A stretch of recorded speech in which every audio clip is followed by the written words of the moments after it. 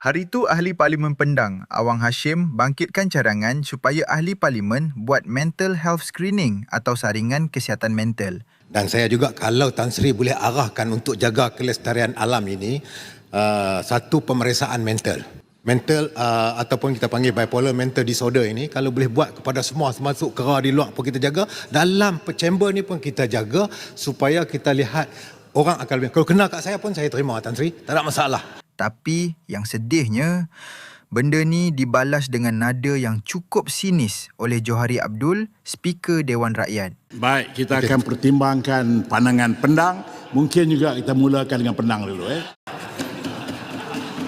Bila isu kesihatan mental dibawa ke dalam Dewan Tertinggi Negara dan ia dilayan macam satu joke atau bahan perli, ini sebenarnya satu red flag yang besar.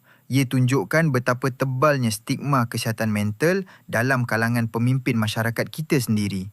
Cuba bayangkan, kalau top management negara pun anggap mental health ni kelakar dan tak penting, macam mana kita nak harap masyarakat pandang serius isu ni?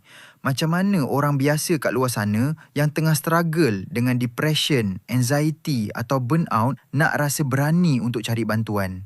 Sebenarnya cadangan nak buat saringan tu sangat berasas. Tengok je lah perangai sesetengah MP kita bila bersidang. Menjerit, maki hamun, hilang kawalan. Tak mustahil ada possibility ia berpunca dari stres melampau atau anger management issues. Kalau pekerja biasa buat perangai macam tu kat office, HR dah lama hantar pergi kaunseling. Diorang ni pegang amanah untuk buat undang-undang untuk lebih 30 juta rakyat Malaysia. Kita berhak dapat pemimpin yang bukan je sihat fizikal tapi stabil emosi dan mentalnya. Kesihatan mental bukan bahan lawak. Korang setuju tak MP kita kena lalu mental health assessment?